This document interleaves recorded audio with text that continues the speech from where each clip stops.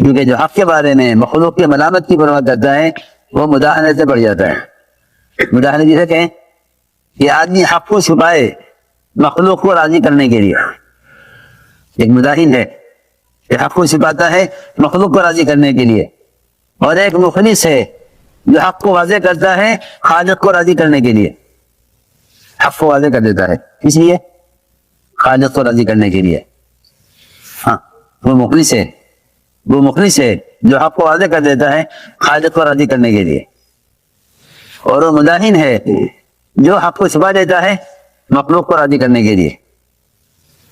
اس لیے سفیان ثوری رحمۃ اللہ علیہ فرماتے تھے کہ جس آدمی سے سب خوش ہیں, جس آدمی سے سب خوش ہیں, کہ اغلب یہ ہے کہ یہ مداحن ہو. غلط کیا ہے؟ یہ مداحن ہو, اس سے سب خوش ہیں, اس سے سب خوش ہیں کہ ایسی آدمی سے سب خوش ہو کہ اغلب یہ کہ وہ آدمی مداحن ہو. اغلب یہ کہ وہ آدمی مداحن ہوگا جس سے سب خوش ہوں. کیونکہ حضرت عمر رضی اللہ تعالیٰ عنہ کو ابوبکر صدیق رضی اللہ عنہ نے اپنے مرض وفات میں بلایا اور بلا کے فرمایا کہ عمر دو یہ کام سنبھالو, عمر کام سنبھالو. ہاں میں اس کی مثال دینا چاہتا ہوں, میں اس کی مثال دینا چاہتا ہوں کہ ذمہ داری کون اٹھائے گا, ذمہ داری کون اٹھائے گا. ہاں اور دین کی حفاظت کس سے ہوگی, ذمہ داری کون اٹھائے گا اور دین کی حفاظت کس سے ہوگی, اس کی مثال ہے یہ. تو حضرت ابوبکر نے فرمایا کہ عمر کام سنبھالو, میں تم سے زیادہ اس کام کا اہل کسی اور کو نہیں سمجھتا. حضرت ابوبکر نے فرمایا کہ عمر کام سنبھالو, اور دیکھو یہ بات یاد رکھنا, یہ بات یاد رکھنا کہ تم سے سب خوش نہیں رہیں گے,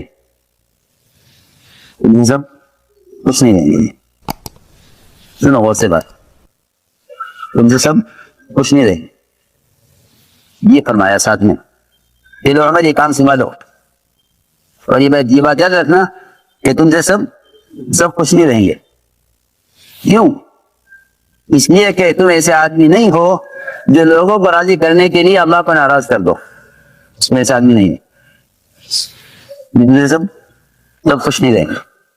اور تمہارے نے فرمایا کہ پھر یہ عمارت مجھے نہیں چاہیے, مجھے ضرورت نہیں ہے, کیونکہ آپ فرما رہے ہیں کہ سب تم سے خوش نہیں رہیں گے. عجیب بات ہے یہ.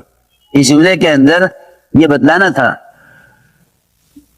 کہ جو آدمی مخلوق کی ملامت کی پرواہ نہ کرے اللہ کے دین کے بارے میں, یہ دین اس سے قائم ہوگا.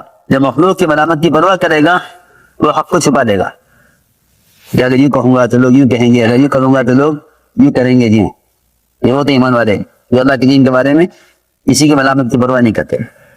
تو تمہارے نے یہ عادت کیا کہ پھر یہ عمارت مجھے نہیں چاہیے کیونکہ لوگ مجھ سے خوش نہیں رہیں گے.